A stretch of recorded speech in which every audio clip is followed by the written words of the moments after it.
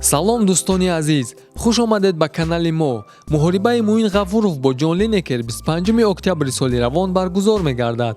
Ҷон Линекер яке аз рақибони сахт ва ботаҷрибаи Муин хоҳад шуд. Ҷон Линекер 30 бой гузаронда 9 поражения дорад, а Муин Ғафуров бошад 16 победа ва 2 поражения. Ҷон Линекер пеш дар UFC иштирок мекард ва бо сабабҳои гуногун аз UFC ронда шуд. Муин Ғафуров бошад аз ҳисоби ба анҷом нарасидани контракт бо One FC дар турнири UFC дар Санкт-Петербург иштирок карда натавонист. Ҷон Линекер 40 бой гузаронида 31 победа ва 9 поражения дорад. Нисбати Муин, Линекер машҳуртар ва ботаҷрибатар аст. Дар комментарияҳо шумораи зиёди одамон мегӯянд ки Муин Ғафуров мағлуб мешавад, аммо боварии комил дорем ки Муин Ғафуров Линекерро мағлуб карда дар ин муҳориба ғолиб мешавад. Шумо чӣ фикр доред? Дар комментария фикрҳои худро нависед. варзишгари дигари тоҷик Лоиқ Раҷабов рӯзи 17 октябр бо Ислам Мамедов муҳориба дорад. Ислам Мамедов варзишгари Федератсияи Русия буда 18 победа ва 2 поражения дорад.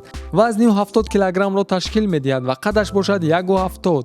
Ислам Мамедов аз соли 2008 ба ин намуди варзиш машғул аст ва бо рақибони бо таҷриба муҳориба кардааст. Лоиқ Раҷабов бошад 10 победа ва 1 поражения дорад. дар ин муҳориба ба варзишгари тоҷик бурбориро таманно дорем. боварии комил дорем ки парчами ватани азизамонро онҳо боло мебардоранд. хайр бародарон, худованд нигаҳбони ҳар яктаи шумо бошад. лайк монда ба канали мо обуна шавед ва аз ҳама гуна хабарҳо огоҳ шавед. хайр дӯстон.